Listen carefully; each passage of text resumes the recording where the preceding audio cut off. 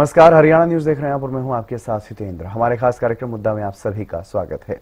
मुद्दा में आज बात सरकारी डॉक्टरों की हड़ताल को लेकर के करेंगे। 4 दिन हो गए हैं प्रदेश के सरकारी डॉक्टर हड़ताल पर हैं। शुरुआत में सरकार की तरफ से वैकल्पिक इंतजाम की बात कही गई, डॉक्टरों से भी काम पर लौटने का आह्वान बार बार किया गया, लेकिन बात नहीं बनी तो सरकार ने एस्मा लगा दिया, नो वर्क नो पे के आदेश जारी कर दिए। फिर भी बात नहीं बनी, डॉक्टर अपनी मांगों को लेकर के अनिश्चितकालीन हड़ताल पर डटे रहे। लेकिन अब सरकार ने डॉक्टरों को बातचीत के लिए बुलाया है, बैठक चल रही है। उम्मीद तो है कि बातचीत से बात बन जाएगी, लेकिन क्या बात बनेगी या नहीं, इसी पर करेंगे चर्चा। उससे पहले एक रिपोर्ट आपको दिखाते हैं।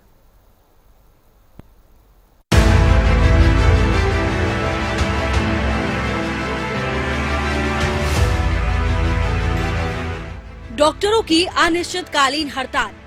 मरीजों की सेवा करने की शपथ लेने वाले ये डॉक्टर्स आज मरीजों का हित छोड़कर हड़ताल की राह पर हैं। मामले को सुलझाने के लिए सरकार की कोशिशें जारी हैं। बातचीत का दौर चल रहा है। सूबे के मुखिया से लेकर स्वास्थ्य मंत्री भी अपील कर चुके हैं कि डॉक्टर्स काम पर वापस लौटें, लेकिन डॉक्टर्स हैं कि काम पर वापस लौटने को तैयार नहीं है। भले ही सरकार ने वैकल्पिक व्यवस्था की है, लेकिन दिक्कत तो होती ही है। बातचीत के लिए बुलाया गया है तो उम्मीद भी की जा रही है कि हल निकलेगा। स्थिति तो जो की तो है, लेकिन हम भी वार्ता के लिए तैयार है। हम भी उम्मीद करते हैं सरकार अगर वार्ता से समाधान करती है तो डेफिनेटली हम मिलने जाएंगे।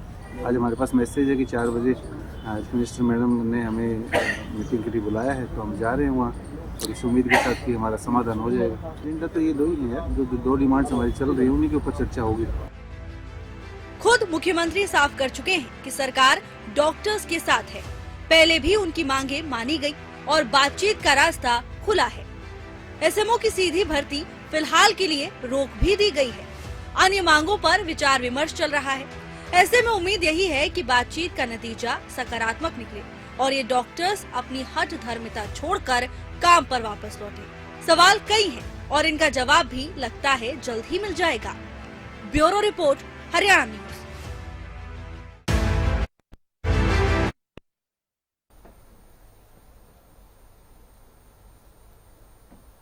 तो सरकारी डॉक्टर लगातार हड़ताल पर हैं। चाहे शुरुआत की बात करें तो 8 और 9 तारीख को जब हड़ताल की बात कही गई, हड़ताल पर रहे, उसके बाद बातचीत बनती हुई नजर नहीं आई तो अनिश्चितकालीन हड़ताल का ऐलान किया गया और अनिश्चितकालीन हड़ताल पर डॉक्टर चले भी गए, लेकिन सरकार की तरफ से कोशिश की गई उन्हें रोकने की, एस्मा लगाया गया और उसके साथ ही साथ नो वर्क नो पे की बात भी कही गई, आदेश जारी किए गए। उसके बावजूद भी जब डॉक्टर्स काम पर नहीं लौटे तो अब उन्हें बातचीत के लिए बुलाया गया है। इसी पर चर्चा करेंगे। हमारे साथ कुछ खास मेहमान जुड़ चुके हैं। प्रियदर्शनी जी भारतीय जनता पार्टी से हमारे साथ जुड़ चुकी हैं, सुखबीर तंवर जी हमारे साथ जुड़ेंगे कांग्रेस से, ओंकार जी हमारे साथ जुड़ेंगे नैलो से। आप सभी का स्वागत। शुरुआत में आपसे ही करूंगा प्रियदर्शनी जी, क्योंकि सरकार से आज बातचीत चल भी रही है डॉक्टरों की। क्या उम्मीद की जाए कि आज इस हड़ताल को आप लोग खत्म करवा देंगे, समाधान का रास्ता निकल जाएगा?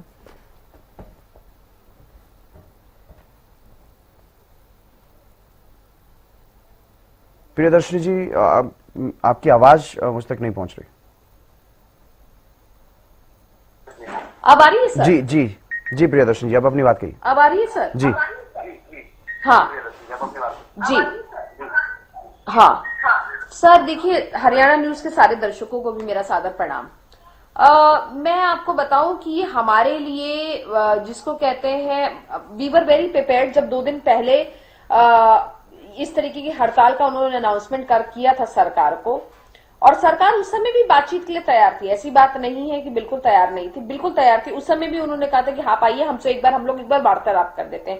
वो शायद थोड़े से जिद में थे, एडमेंट थे कि नहीं हम हड़ताल पे जाएंगे। ठीक है, उनके अपने कारण होंगे, उस पर मैं टिप्पणी नहीं करना चाहती हूँ। लेकिन खैर उसके बाद जब डॉक्टर्स हड़ताल पे चले गए तो आप देखेंगे, अगर आप हरियाणा न्यूज बड़ा चैनल है सर, आप देखेंगे कि एक भी कैजुअलिटी की रिपोर्ट आपको किसी भी जिले से नहीं आ रही है। हाँ, पहले दिन मैं जरूर मानती हूँ, ये पहला दिन जो था तब हमें थोड़ा सा लगा था, थोड़े से झटके 1-2, जैसे झज्जर में, गुड़गांव में 1-2 केसेस आपने सुने होंगे, लेकिन उसके बाद आपने एक भी कैजुअलिटी या इमरजेंसी में डॉक्टरों की कमी से कोई मरीजों को कोई दिक्कत हो रही हो, सबसे पहली बात तो ये तो बिल्कुल ही नहीं हुआ है। क्योंकि सरकारी अस्पताल में जो भी व्यक्ति आ रहा है, देखिए हमें इस बात को स्वीकार कर लेना चाहिए कि वो आर्थिक रूप से डेफिनेटली बहुत कमजोर है, तभी हुआ सरकार की तरफ उसकी अपेक्षा है और देखना चाहते हैं वो सरकारी अस्पताल में अगर आ रहे हैं।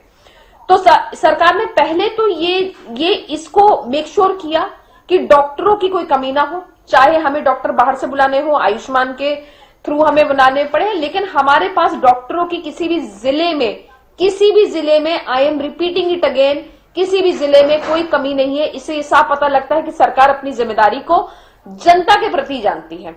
सबसे पहले हमारी जिम्मेदारी है हमारी जनता के प्रति, हरियाणा वासियों के प्रति।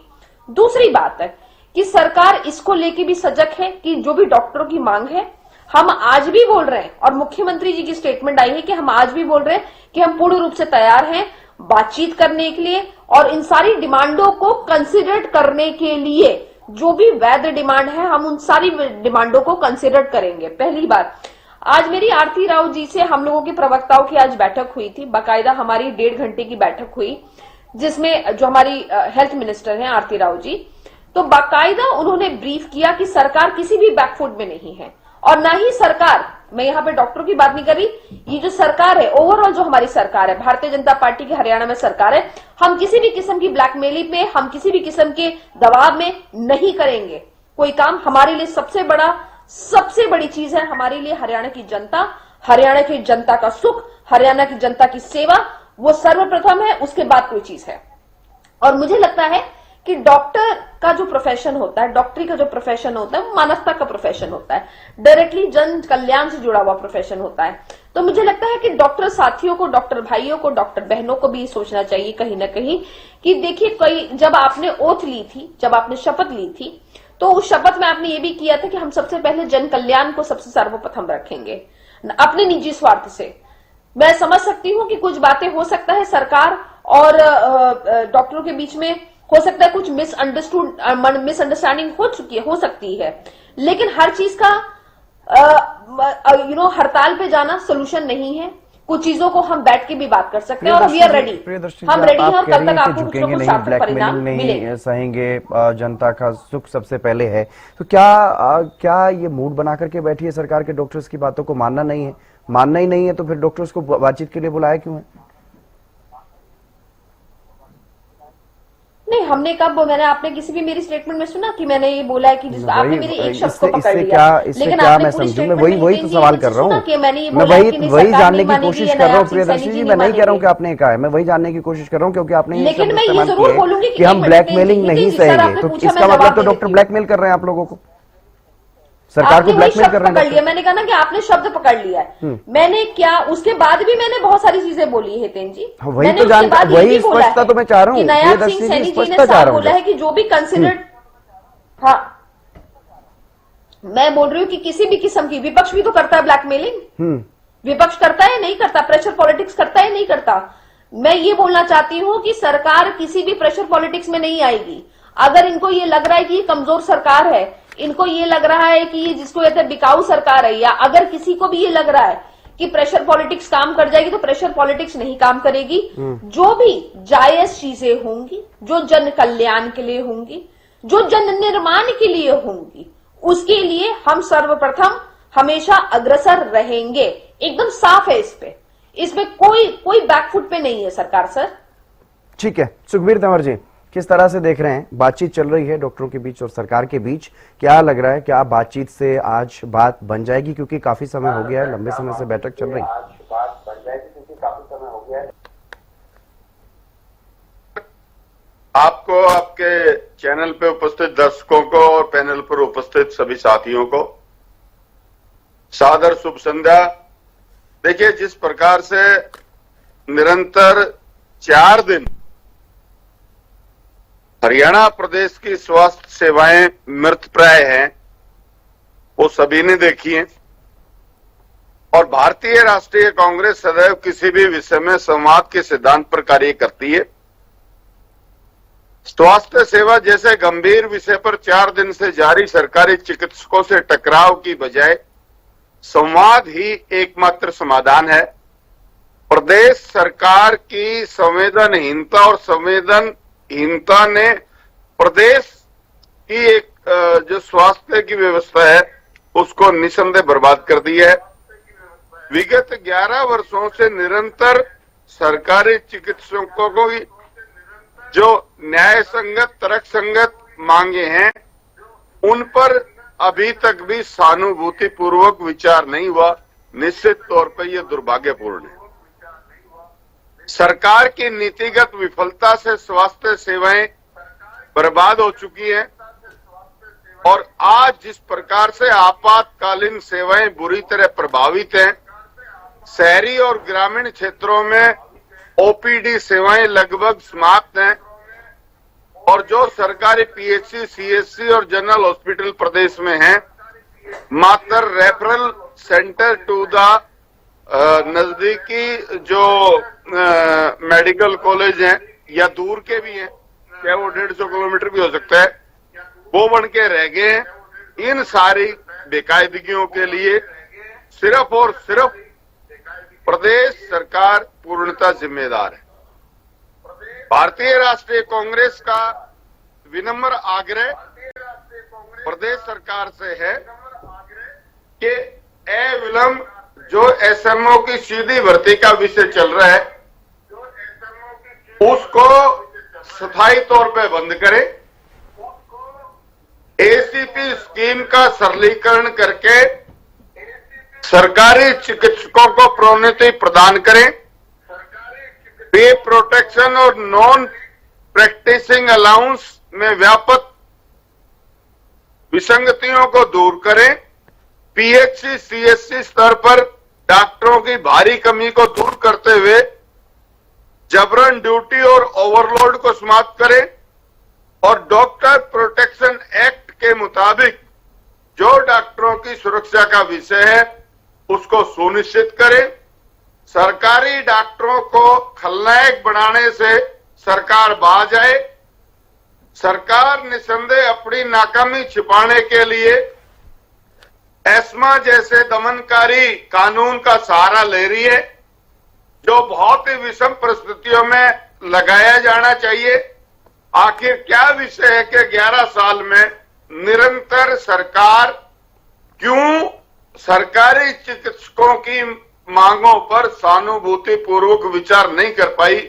आज विषय सारे के सारे ये हैं और इसी के साथ ही हमारा विनम्र आग्रह, जो भगवान का दर्जा प्राप्त हमारे पूरी दुनिया में सामाजिक तौर पे माना जाता है डॉक्टर्स को, वो भी सोचे और एक बीच का रास्ता निकालें और जिस प्रकार से इस प्रदेश के मरीज हलकान और दुखी अवस्था में है, निश्चित तौर पे भारतीय जनता पार्टी की नाकामयाब सरकार इसके लिए पूर्णतः दोषी है। ठीक है ओंकार जी, किस तरह से देखा जाए, क्योंकि मुख्यमंत्री नायब सैनी ने शायद कल ही ये बात कही है कि 4 मांगे थी डॉक्टर्स की, जिसमें से 2 का नोटिफिकेशन तो जारी कर दिया गया है। 2 मांगे ऐसी हैं जिनमें से एक पर विचार किया जा रहा है और एक को अभी नहीं माना गया है। तो क्या ऐसी स्थिति में डॉक्टर्स का इस तरह से हड़ताल पर जाना और अनिश्चितकालीन हड़ताल पर जाना, ये क्या जायज ठहराया जा सकता है? क्योंकि एसएमओ को लेकर के स्थिति क्लियर नहीं है अभी। दूसरे राज्यों की जो प्रक्रिया है उस पर अभी सरकार की तरफ से कहा जा रहा है कि हम उस पर स्टडी कर रहे हैं, चर्चा कर रहे हैं, विचार कर रहे हैं, लेकिन एसीपी को साफ साफ मानने से अभी मना किया गया है। उस पर भी विचार करने की बात कही जा रही है सरकार की तरफ से। तो क्या उम्मीद, पहली बात तो यही है कि इस बैठक से क्या आपको ये लग रहा है, कोई उम्मीद है कि सरकार और डॉक्टर्स के बीच में बातचीत बन जाएगी? जी, बातचीत बननी चाहिए जनहित में, क्योंकि बातचीत नहीं बनेगी तो स्वास्थ्य सेवाएं बुरी तरह से प्रभावित हो जाएंगी। जी, लेकिन ये सरकार का शुरू से अड़ियल रवैया रहा। जब भी कोई पक्ष, कोई वर्ग, चाहे वो पटवारी है, चाहे टीचर है, चाहे व्यापारी है, चाहे किसान है, चाहे एएनएम है, कोई भी अगर कोई हड़ताल करता है, और पीछे भी डॉक्टरों की हड़ताल हुई थी, ये नहीं कि पहली बार हुई है। ये सरकार पहली बात तो किसी भी हड़ताल को लंबा खींचना चाहती है, फिर उस हड़ताल में जो शामिल पक्ष है उसको तोड़ना चाहती है, फिर विपक्ष पर आरोप लगा देते हैं कि विपक्ष उनको तोल दे रहा है, जबकि विपक्ष को आप मौका ही क्यों देते हो? आप बैठ के बंद कमरे में सुलझा लो, कौन मना करता है आपको? और आखिर में जब स्थिति नियंत्रण से बाहर हो जाती है तो ये सरकार माफी भी मांग लेती है। आपने देखा होगा 3 काले कानून जब आए थे, प्रधानमंत्री श्री नरेंद्र मोदी जी ने किसानों से हाथ जोड़कर माफी मांगी थी कि मैं आपको नहीं समझा पाया, इसलिए कानून वापस लेता हूं। ये बड़ी अजीब बात है कि ऐसी व्यवस्था आई क्यों, आज डॉक्टर हड़ताल पर गए क्यों? क्या ये एक दिन का प्रोसेस है? क्या एकदम से बिना नोटिस के डॉक्टर चले गए हड़ताल पर? नहीं, डॉक्टरों ने बार बार मीटिंग भी की, नोटिस भी दिया। जब कोई पक्ष इतना पीड़ित हो जाता है, कोई रास्ता नहीं निकलता, तभी तो हड़ताल पर जाता है। चलिए हड़ताल पर चले गए तो सरकार को बैठ के फैसला करना चाहिए। पहली बात तो मैं दूसरे चैनल पे बैठा था, वह डॉक्टर अनिल थे, डॉक्टरों के प्रतिनिधि। उन्होंने कहा हमारी मांगे ही 2 हैं और मुख्यमंत्री का रेट 4 है। पहले तो यही नहीं पता कि मांगे 2 हैं या 4 है। पुरानी मांगों की बात चल रही है। दूसरी बात, वो तो क्लियर हो ही गया कि जब अनिल विज 2021 में, जिन पर सहमति नहीं बन पा रही है। मेरे साथ भी जुड़े थे डॉक्टर अनिल, आज नहीं जुड़ पा रहे, हम लगातार कोशिश कर रहे हैं। नहीं, बैठक में हितेंद्र जी, डॉक्टर साहब बोले मीटिंग में हैं। हितेंद्र जी मेरे को बात पूरी करने दो। डॉक्टर साहब बोले कि हमारी मांगे ही 2 हैं, 4 है ही नहीं। अब तो 2 ही है और ना, ये 2 मैं का तो बताना नोटिफिकेशन चाहता हूं, जारी हो जब चुका है। अनिल विज इसीलिए मैं कह रहा हूं। स्वास्थ्य मंत्री था, अजी वही तो मैं, देखिए या तो आप बोल लीजिए, मेरे को बोल लेने दीजिए। नहीं, मैं तो स्थिति बता रहा हूं सर आपको कि पहले जो मांगे हुई थी, आपने पहले का भी जिक्र किया ना, पहले भी डॉक्टर। अरे भाई मेरी तो बात सुन लेने दीजिए। बोलिए। जब अनिल विज स्वास्थ्य मंत्री थे जी, तब उन्होंने एसएमओ की डायरेक्ट भर्ती के बारे में कह दिया था कि नहीं होंगे। और 2024 में इसके बारे में सारी बातचीत भी हो गई। आज तक नोटिफिकेशन जारी क्यों नहीं हुआ? और फिर अब कहते हैं दूसरे राज्यों से हम अपना स्टेटस देख रहे हैं। भाई जब दूसरे राज्यों के बराबर समान वेतन देने की बात आती है, पुलिस कर्मचारियों को पंजाब के समान वेतन देने की बात आती है, तब तो कहते हो कि हम हरियाणा में हरियाणा की बात करेंगे। और मैं कहता हूं हरियाणा में हरियाणा की बात होनी चाहिए। और अब मैं अपनी बहन, छोटी बहन प्रियदर्शनी जी की जो बातें इन्होंने कही, उनकी बातों की बात करना चाहता हूं। इन्होंने पहली बात कही कि अभी तक एक भी कैजुअलिटी नहीं हुई है। बहुत अफसोस की बात है बहन, तुम कैजुअलिटी का इंतजार कर रही हो। किस चीज का इंतजार कर रही हो? ये कैजुअलिटी का इंतजार नहीं होना चाहिए।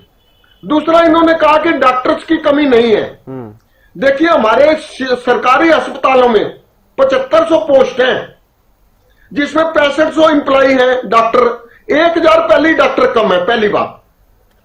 और दूसरी बात, मान लीजिए मैं डॉक्टर संजीव कौशिक से अपना इलाज करवाना चाहता हूं और मेरी दवाई उससे चल रही है। आज डॉक्टर संजीव कौशिक अगर हड़ताल पर है तो मैं दूसरे से दवाई लूंगा और वो पता नहीं कौन सा डॉक्टर है, ट्रेनी डॉक्टर है, स्टूडेंट डॉक्टर है, या इन्होंने कह दिया था कि हम तो हेल्थ मिशन के जो एम्प्लॉइज हैं उनसे दवाई दिलवा रहे हैं, NHM के जी। ये बहुत अफसोस की बात है, ये कमी नहीं है, ये कहना गलत है। और इन्होंने एस्मा जैसा कानून डॉक्टरों पर लगा दिया। मैं बताना चाहता हूं, पहली बात तो स्वास्थ्य सेवाओं में डॉक्टर इतने जाने के इच्छुक नहीं होते, सब अपने हॉस्पिटल बनाते हैं। अगर कुछ डॉक्टर अपने आप को सैक्रिफाइस करके स्वास्थ्य सेवाओं में जाते हैं तो उनको पर एस्मा लगाना भी गलत है। और फिर मेरी बहन तीसरा पॉइंट क्या कह रही थी, हम किसी तरह के दबाव में नहीं आएंगे। भाई कौन दबा रहा है आपको? सरकार आपकी है, 1 मिनट में पर्चा दर्ज करा दोगे। सरकार आपकी है, दबाव नहीं डाल रहा कोई। और विपक्ष कहां आपको कह रहा है और कहां आप विपक्ष की सुन रहे हो? ना तो कोई विपक्ष कह रहा है, ना कोई सुन रहा है। फिर उन्होंने कहा कि जनता हमारे लिए सबसे जरूरी है। बहुत अच्छी बात कही, जनता जरूरी है, जनहित सबसे जरूरी है। क्या डॉक्टर उस जनता में नहीं आते? डॉक्टर भी तो उस जनता के रूप में आते हैं। फिर इन्होंने कहा कि डॉक्टरों ने शपथ ली थी। मेरी बहन याद कर लो, शपथ के आपके MLA ने भी ली थी, मुख्यमंत्री ने भी ली थी और मंत्रियों ने भी ली थी, जनहित की शपथ ली थी। आप अपनी शपथ तो भूल जाते हो और दूसरे की शपथ याद रखते हो। और फिर इन्होंने एक बात कही कि हम तो समझौते के लिए तैयार हैं। अगर आप समझौते के लिए तैयार हो तो क्या डॉक्टर तैयार नहीं है? बड़े अफसोस की बात है, जब आप तैयार हो तो डॉक्टर तो आपसे पहले तैयार हैं। आप अपनी इच्छा शक्ति की जाहिर करो, आप तानाशाही ना बनो। और एक बात कह के अपनी बात समाप्त करूंगा हितेंद्र जी। 3 दिन पहले जब डॉक्टर्स की हड़ताल हुई थी, हमारी एक चैनल पर डिबेट थी, मेरी छोटी बहन भी वहीं पे बैठी थी। और इसने क्या डंके की चोट पर क्या कहा था कि डॉक्टर्स की सारी मांगे मान ली गई, हड़ताल खत्म हो गई। मतलब इतना झूठ बोलते हैं। मुझे नहीं पता कि दूसरे चैनल पर आप क्या बातचीत करके आए हैं, क्या दावे हुए भी बैठकर झूठ बोलते हैं। ठीक है, मैं उस पर तो कोई स्पष्टीकरण नहीं मांगूंगा। हितेंद्र जी मैं बताता हूँ, ठीक है, उस पर मैं कोई स्पष्टीकरण नहीं मांगूंगा। हाँ, जल्दी से हितेंद्र जी चलिए छोड़िए, मैं बताता हूँ, छोड़िए, मैं मानता हूँ, आप ना कहिए कोई बात नहीं। जब मेरी बहन की बारी आएगी अपने आप ही उगल देगी अब, क्योंकि झूठ जो रुक जाता सच रुकता नहीं है। लेकिन आज मैं इतना जरूर कह के अपनी बात समाप्त करूंगा कि डॉक्टरों की जायज मांगे मान लेनी चाहिए। अगर आपको लगता है कोई मांग उनकी नाजायज है तो आप उनसे बैठ के समझौता कीजिए, लेकिन एस्मा जैसा कानून ना लगाइए और ये ना कीजिए कि हमारे को हड़ताल का फर्क नहीं पड़ रहा। आप जरूरी जनता को मारना चाहते हैं, जो ये कहते हैं कि अभी तक एक भी कैजुअलिटी नहीं हुई है।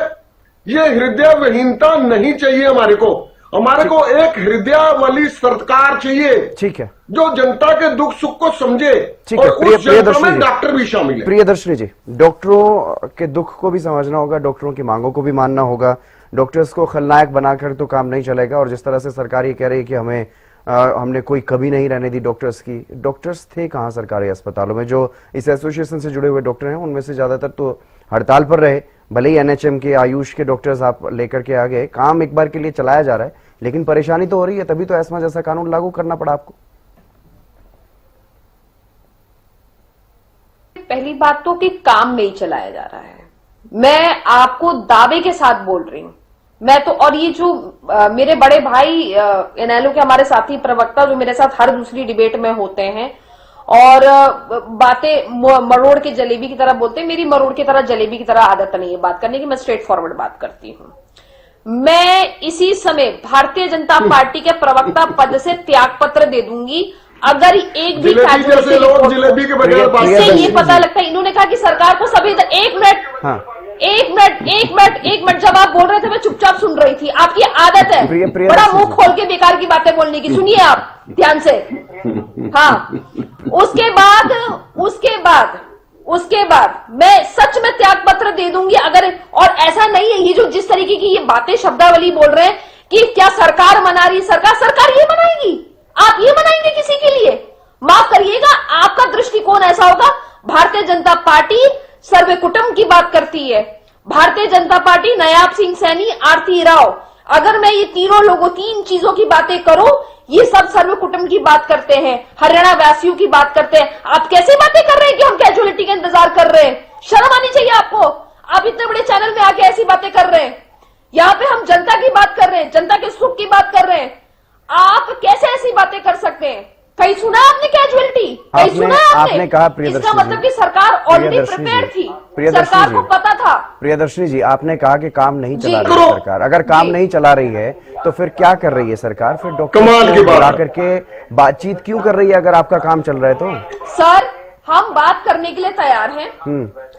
सर, हम बात करने के लिए तैयार हैं। आपको भी मालूम है नायाब सरकार बात करने के लिए एकदम तैयार है। हम बातचीत का कल कुछ ना कुछ आपको रिजल्ट भी मिल जाएगा। मैं ये भी बोल रही हूँ, 1.5 घंटे की हमारी खुद की बैठक हुई है आज आरती राव जी से, आप ही बताइए, सारे प्रवक्ताओं की हुई और इसमें हमने विशेष तरह से बहुत हर तरीके के क्वेश्चंस पूछे गए हैं। किसी को कोई दिक्कत नहीं हो रही है, दिक्कत इन चंद विपक्षी नेताओं को हो रही है जिनको ये लग रहा है कि अपनी राजनीतिक रोटियां नहीं सीख पा रहे, क्योंकि हरियाणा में कैजुअलिटी नहीं हो रही, क्योंकि ये तो राम का नाम जो लोग पहुंच रहे हैं उनका जिससे इलाज चल रहा था वो डॉक्टर नहीं मिल रहे हैं, और जब डॉक्टर नहीं मिल रहे हैं तो अस्पतालों में पहुंचने का फायदा क्या अगर वहां पर कोई ट्रेनी डॉक्टर ही दवाई दे करके इमरजेंसी सिचुएशन में काम ही तो चलाया जा रहा है ना। ऐसी तो कोई मुझे तो रिपोर्ट नहीं आई है सर। कैसी सर, हमें आज एक एक चीज दिखाई गई है, मैं बड़े कॉन्फिडेंस के साथ। कौन सी रिपोर्ट की बात कर रही है मैडम जी? इस तरीके की कोई भी कैजुअलिटी नहीं। कैजुअलिटी से क्या मतलब? दिखा देती हूँ, कैजुअलिटी से क्या मतलब? आप प्लीज देख लीजिएगा। कैजुअलिटी का मतलब, जिम्मेदारी के साथ कैजुअलिटी का मतलब ही बता दीजिए। आप क्या समझ रही है कैजुअलिटी का मतलब? क्या कोई मर जाएगा तब जाकर के सरकार मानेगी कि कैजुअलिटी? कोई भी, अब जैसे कि मैं छोटा सा, ठीक है, चलिए हितेन जी सुन लीजिए ना, फिर मैं एग्जांपल दे रही हूँ, आप सुन लीजिए। आपने पूछा मुझसे प्रश्न, इनको शर्म आनी चाहिए। ओंकार जी, मैं आऊंगा आपके पास तब बोलिए। ऐसी चीज है सर जी। ओंकार जी, प्रियदर्शनी जी, ये काम मेरा है। प्रियदर्शनी जी, मेरा काम मुझे करने दीजिए। आप अपना काम करिए। मैं टोक दिया ना मैडम, मैंने टोका आपसे पहले उनको, आपसे पहले उनको टोका मैंने। आपने शायद नहीं सुना, मैंने उन्हें कहा कि आप अपनी बारी आने पर बोलिएगा। अब अपना जवाब दीजिए आप। इनकी आदत है बड़ा मुंह खोल के बोलने मैडम, लगते मैं हैं, बैठा और हूं फिर ना यहाँ बोल पर, मैं दूंगी किस लिए तो हूँ? बड़े छोटे का करने लगते मैं हैं। किस अपनी लिए उम्र हूँ? का लिहाज करो ना भाई। प्रियदर्शनी जी, हाँ। मैं बैठा हूं ना यहाँ पर ये काम करने के लिए, खैर मैं किसी को बीच में डिस्टर्ब नहीं ठीक है करने सर, देता। ठीक है, फिर थैंक यू सो मच। हाँ ठीक है सर, आपने मुझसे प्रश्न पूछा, अब मैं एक छोटा सा एग्जाम्पल, जी। आपने प्रश्न बहुत अच्छा पूछा, मैं इसका एग्जाम्पल आपको बता देती हूँ। जैसे कि पोस्टमार्टम एक ऐसी चीज होती है सर जिसको हम डिले नहीं कर सकते हैं, जी। करेक्ट, क्योंकि डेड बॉडी होती है, उसके अपने फॉरेंसिक चीजें होती हैं जो हमें करनी होती हैं, ठीक है। पोस्टमार्टम की रिपोर्ट कभी भी आप डिले नहीं कर सकते हो। अब इसके लिए भी हमारे पास उपयुक्त डॉक्टर्स उपलब्ध है हर जिले में। ऐसा एक जिला नहीं है जहां पे पोस्टमार्टम की रिपोर्ट डिले हुई हो या उसमें कोई विघन आ गया हो या कोई प्रॉब्लम हो गई हो। आपने एग्जाम्पल पूछा, मैंने इसलिए एग्जाम्पल दिया है सर। यही मैं बात बोल रही हूं कि ऐसा कहने के लिए ये कुछ भी बोल ले विपक्ष वाले, लेकिन एक भी कैजुअलिटी की रिपोर्ट नहीं है, और ये हकीकत है, ये हकीकत है। हम प्रिपेयर्ड हैं, हम बातचीत करने के लिए भी तैयार है, उचित मांगे मांगने के लिए भी तैयार है सरकार, लेकिन बैकफुट पे नहीं आएगी ना सर। हमारे लिए जन कल्याण सबसे बड़ा कल्याण है। मेरे इनेलो के साथी प्रवक्ता ने एक भी बार जनता के बारे में एक शब्द नहीं बोला। इन्होंने ये नहीं बोला कि नहीं जनता जन कल्याण सबसे प्रमुख होना चाहिए। इन्होंने बोला नहीं नहीं नहीं नहीं नहीं, जो भी मांगे वो सब मांग लो।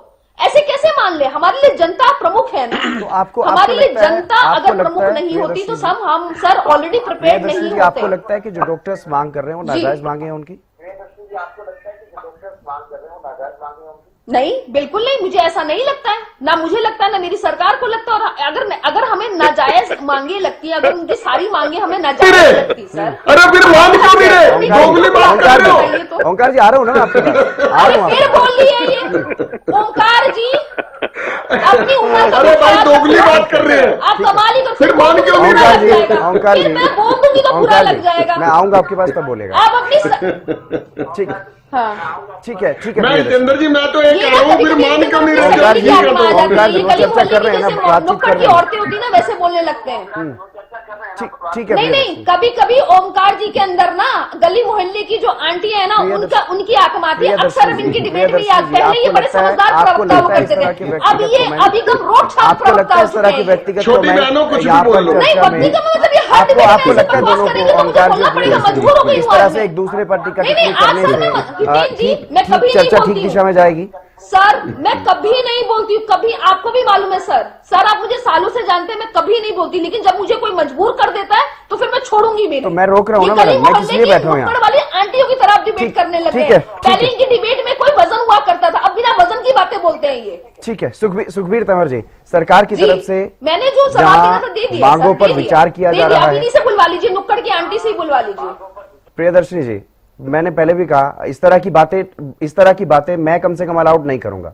प्रियदर्शनी जी, आपने अपनी बातें बोली, आपने जो भी बोला उनकी बात को जवाब देते हुए बिल्कुल मैंने सब किया सुना, है। लेकिन इस तरह की बातें नहीं, इस तरह की बातें मैं किसी को अलाउड नहीं करता। सुखबीर तंवर जी, सरकार की तरफ से जहां बातों पर विचार किया जा रहा है डॉक्टर्स की, वहीं वैकल्पिक इंतजाम की बात भी कही जा रही है। दावा किया जा रहा है कि कहीं भी किसी भी मरीज को कोई परेशानी नहीं आने दी। जब स्वास्थ्य मंत्री से पूछा गया कि क्या मरीज राम भरोसे हैं, तो उन्होंने कहा नहीं, राम भरोसे नहीं, हमारी सरकार के भरोसे हैं, और सरकार की तरफ से इंतजाम करने की कोशिश की गई है, चाहे वो एनएचएम के डॉक्टर लेकर के आए या मेडिकल कॉलेज से बुलाए गए डॉक्टर्स या फिर अलग अलग जगह से जो भी वैकल्पिक इंतजाम सरकार से बन पड़ा वो सरकार की तरफ से किया भी गया। लेकिन अब जो बैठक है, क्या ये मान करके चलें जो सरकार की तरफ से कहा जा रहा है, मुख्यमंत्री के भी जो बयान सामने आए, क्या आपको लग रहा है डॉक्टर्स का रवैया देखते हुए और सरकार का रवैया देखते हुए, दोनों तरफ से अगर देखा जाए, लग रहा है कि बातचीत में समाधान निकल जाएगा, स्वास्थ्य सेवाएं जो है वो वापस पटरी पर लौट जाएंगी? देखिए हितेंद्र जी, जिस प्रकार से वाद विवाद हुआ, जी, प्रियदर्शनी जी ने जिस तरह से कहा और आपने कहा कि भाई एस्मा क्या है, आपको पता भी है। चलो मैं आपके सवाल में से सवाल पूछ लेता हूं। प्रियदर्शनी जी बताएं एस्मा क्या होता है और इसकी फुल फॉर्म क्या है, और एनएचएम की फुल फॉर्म क्या है, और एनआरएचएम की फुल फॉर्म क्या है, इनका क्या मतलब है? निश्चित तौर पे नहीं बता पाएंगे, मैं अपने समय दे रहा हूं, बताएं। नहीं वो ठीक है, यहाँ पर कोई एग्जाम तो चल नहीं रहा। चलो खैर, ठीक है, मुझे पता है, नहीं पता। हाँ, मैं इस तरह की बातें पूछूंगा क्योंकि भी इनसे। हो लेकिन सकता है जो गूगल बात करके है, बता दें, लेकिन अभी नहीं पता है। खैर, विषय ये है, यहां लोगों को यही नहीं पता कि आप किस डिबेट में जा रहे हो, उसके मुद्दे क्या हैं। जिस प्रकार से आजकल रिकॉर्डेड हो जाता है सारी जगह, जैसे ओंकार सिंह जी कह रहे थे कि किसी डिबेट में क्या होगा, शुरू वाले दिन लगता है ऐसा कि ये हड़ताल हो जाएगी खत्म, लेकिन निरंतर 4 दिन तक समस्त प्रदेश के रोगियों को उनके हाल पे छोड़ देना बेहद चिंताजनक है। और हम तो उम्मीद करते हैं, अपेक्षा करते हैं सरकार से भी और चिकित्सक जो हैं एक बीच का रास्ता अपनाएं और अविलंब ये हड़ताल समाप्त करें। हम तो आशान्वित हैं, लेकिन जिस प्रकार से प्रदेश की सेवाएं जो पहले ही आईसीयू में थी और फिर वेंटिलेटर पे गई और अब मृत प्राय हो चुकी हैं, वो किसी छिपा हुआ नहीं है। और ये हड़ताल जिस तरह से विगत के 11 वर्षों में निरंतर मांगों के प्रति संवेदनहीनता रही है, और चाहे विगत के मुख्यमंत्री जी हों चाहे स्वास्थ्य मंत्री जी हों, सबका पॉजिटिव रुख था, लेकिन आदेश नहीं हुआ। ये कहीं ना कहीं सरकार की मंशा पे एक बहुत बड़ा प्रश्न चिन्ह है कि जब व्यक्तिगत तौर पे मान रहे हैं, प्रियदर्शनी जी मान रही हैं कि मांगे ठीक है, लेकिन अगर मांगे ठीक है तो भाई उनको मान लो और भाई आदेश जारी करो। अब उधर कह रहे हैं कि हम झुकेंगे नहीं, उधर कह रहे हैं मांगे भी ठीक है, तो हमारी तो समझ में आता नहीं कि भारतीय जनता पार्टी की आखिर मंशा क्या है। ठीक है, देखिए, भारतीय राष्ट्रीय कांग्रेस का बेहद स्पष्ट मत है, स्वास्थ्य सेवा व्यापार नहीं अपितु जन सेवा है। आज स्वास्थ्य सेवाओं की विफलता प्रदेश सरकार की विफलता है, असमा इसका समाधान कदापि नहीं है। और जिस प्रकार से एनएचएम नेशनल हेल्थ मिशन और NRHM national rural health mission के डॉक्टर्स को इस व्यवस्था को बनाने के लिए लगाया गया है, निश्चित तौर पे दुर्भाग्यपूर्ण है। वो ड्यूटीज में ही बहुत बड़ा अंतर होता है। और जो अभी ओंकार सिंह जी कह रहे थे कि उन्होंने इलाज कराना है हितेंद्र से, आपको डॉक्टर बना देते हैं, तो वो सुखबीर तंवर से इलाज नहीं कराएंगे।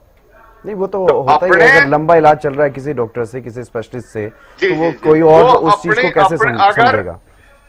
साइकोलॉजिकल इफेक्ट भी मरीज पे होता है, और इन बातों का लेकिन भारतीय जनता पार्टी की सरकार पे किसी प्रकार का कोई प्रभाव नहीं पड़ रहा है।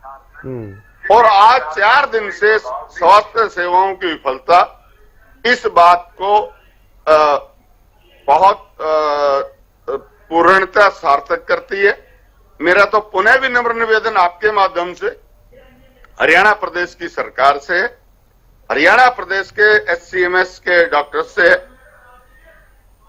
कि जनहित में, व्यापक जनहित में वो शीघ्र निर्णय लें।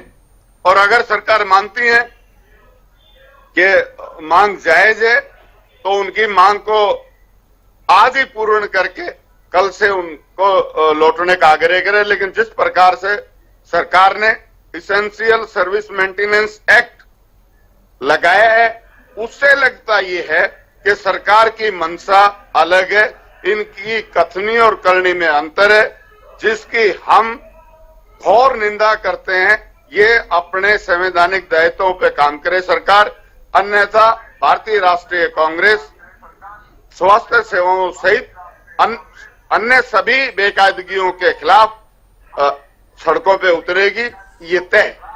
ठीक है, सरकार समझ ले, हमें मजबूर ना करे। ओंकार जी, क्या लग रहा है, क्या वजह है? क्योंकि सरकार ये भी मान रही है कि मांगे ठीक हैं, मांगों को नाजायज भी नहीं बताया जा रहा है। दूसरी तरफ मांगों को लेकर के लंबा इंतजार भी डॉक्टर्स को करना पड़ रहा है। शायद यही वजह है कि वो इस तरह से अनिश्चितकालीन हड़ताल पर गए। लेकिन अब चर्चा में बुलाया गया है, चर्चा के बीच में एक डॉक्टर बाहर आए थे बैठक से, वो कह रहे थे कि सकारात्मक तरीके से बातचीत चल रही है। तो उम्मीद तो है कि बातचीत से बात बन जाएगी, लेकिन जो रवैया है, क्या वजह मानते हैं, क्यों सरकार की तरफ से उनकी मांगों को नहीं माना जा रहा?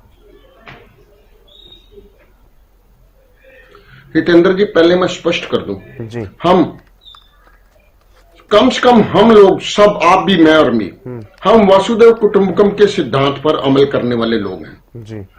हम चाहते हैं सर्वजन हिताय सर्वजन सुखाय ये वास्तविक में हमारे समाज में आए। कैसे आएगा? जब बिना किसी भेदभाव से हम काम करेंगे। और मैं ईश्वर से भी प्रार्थना करता हूं कि सरकार को भी सद्बुद्धि दे और डॉक्टर्स को भी सोचने की शक्ति दे कि अगर कोई उनकी मांग नाजायज है तो वो अपनी मांग को विड्रा कर लें। लेकिन इतना जरूर कहूंगा कि जब हम सर्वजन हिताय सर्वजन सुखाय की बात करते हैं तो डॉक्टर भी उसमें शामिल हैं। बिल्कुल। हम उनका भी सुख देखना चाहते हैं, उनके भी हित को देखना चाहते हैं। उनको पर एस्मा लगा के अगर कार्रवाई कर रही है तो एक बात मैं स्पष्ट करना चाहता हूं, डॉक्टर्स के ऊपर एस्मा को कोई फर्क पड़ने वाला नहीं। डॉक्टर कोई अनजान व्यक्ति नहीं है, वो विशिष्ट चिकित्सक है। वो किसी भी गली के नुक्कड़ में जाके अपना अस्पताल खोल लेगा, अपनी कमाई तनख्वाह से ज्यादा ले लेगा। तो इसलिए कम से कम एस्मा इनके ऊपर नहीं लगना चाहिए। फिर मेरी छोटी बहन कह रही है कि उनकी मांगे जायज हैं, तो मान लेनी चाहिए उनकी जायज। अगर कोई नाजायज है उनसे बैठ के विचार करना चाहिए। लेकिन जो ये कहते हैं हम दबेंगे नहीं, हम ये नहीं करेंगे, हम ये बातें गलत होती हैं। हम आपस में बैठ के एक टेबल पे बैठ के फैसले करते हैं और फैसले लागू भी होते हैं, माने भी जाते हैं। लेकिन डॉक्टर्स की हड़ताल जो 2021 में हुई थी, उस हड़ताल में जो फैसले लिए गए थे वो आज तक लागू क्यों नहीं हुए? आज तक उनका नोटिफिकेशन जारी क्यों नहीं हुआ? और फिर डॉक्टर एक विशिष्ट व्यक्ति होता है। मरीज दो तरह के होते हैं। एक नॉमिनल मरीज, किसी का सिर दर्द हो गया, किसी का पेट दर्द हो गया, वो तो भाई केमिस्ट से भी दवाई लेके गुजारा चला लेगा। लेकिन जो एक रेगुलर पेशेंट है किसी भी बीमारी का, उसको विशेषज्ञ की जरूरत होती है और वो उसी विशेषज्ञ से दवाई लेता है जिससे उसकी चल रही होती है, चाहे 2 दिन बाद ले ले। लेकिन अगर कोई वेंटिलेटर पर है या कोई क्रिटिकल बीमारी से पीड़ित है तो उसको तुरंत हेल्प की जरूरत, तुरंत डॉक्टर की जरूरत है। ऐसी परिस्थिति में अगर वो डॉक्टर जिसकी उसको जरूरत है वो डॉक्टर हड़ताल पर है तो उस व्यक्ति के लिए ये घातक साबित हो सकता है। और ईश्वर करे ऐसा एक भी केस मेरे स्टेट में ना आए जिसमें डॉक्टर की कमी से किसी मेरे मरीज की जान जाए। ऐसा हम भी नहीं चाहते। लेकिन हम सरकार से अपील जरूर करना चाहते हैं कि इस डॉक्टर्स की हड़ताल के साथ वो रवैया ना अपनाए जो ये हमेशा हरेक हड़ताल के साथ मान कराते हैं। जैसे इन्होंने किसानों के साथ किया था वो रवैया यहां पे ना अपनाए, इसको लिंगर ऑन ना करे और कोशिश करे ये आज ही खत्म हो जाए, आज नहीं तो कल खत्म हो जाए, लेकिन इसको ज्यादा लिंगर ऑन ना करे। लेकिन अफसोस सरकार की जो नीति है, जो सरकार की स्ट्रैटेजी है, वो इसको लंबा खींचने की है। किसी भी आंदोलन को, आप 11 वर्ष से बीजेपी की सरकार है, कितने ही लोगों ने आंदोलन किया, आप किसी एक आंदोलन के आंकड़े ले लीजिए। सरकार की पॉलिसी है लंबा खींचो, बांटो राज करो, फिर विपक्ष के ऊपर आरोप लगा दो ये राजनीति कर रहे हैं। ये चीजें डॉक्टर्स के लिए प्रयोग ना करें। डॉक्टर एक प्रबुद्ध वर्ग से आते हैं और विशेषज्ञ होते हैं। हमारे सबसे ज्यादा, हितेंद्र जी आपसे भी ज्यादा, मेरे से भी ज्यादा दिमाग रखते हैं। उनके लिए मैं कहूंगा कि ऐसा प्रयोग ना करे और सरकार उनकी जायज मांगों को तुरंत मान ले, नोटिफिकेशन जारी करवाए। और जो मांग सरकार को लगती है कि ये ठीक नहीं है, डॉक्टर्स को बिठा के उनसे विचार विमर्श करके कोई बीच बिचाव का रास्ता निकाल के जितनी जल्दी हो सके इस हड़ताल को समाप्त करना चाहिए, ताकि हमारे प्रदेश में स्वास्थ्य सेवाएं अच्छी तरह से बहाल हो सके और किसी भी मेरे भाई की, मेरे बहन की, मेरी बेटी बेटे की दवाई के अभाव में, डॉक्टर के अभाव में जान ना जाए। जी प्रियदर्शनी जी, सवाल यह है कि जब पहले ही प्रदेश में सरकारी डॉक्टर्स की कमी है, सरकारी डॉक्टर्स के ऊपर ओवरबर्डन है, उसके बावजूद इस तरह की हड़ताल होती है और हड़ताल में शुरुआत में 3-4 दिन तो ऐसे ही निकल गए। अब बैठक बुलाई गई है तो क्या जो मांगों पर विचार चल रहा है, जो बातें कही जा रही हैं, क्या सरकार उन मांगों को मानने के लिए तैयार है या फिर समझौते के रास्ते पर, बीच का कोई रास्ता सरकार के पास, कोई ऐसा प्लान है जिसको वो समझा करके डॉक्टरों को ताकि वापस ड्यूटी पर लाया जा सके?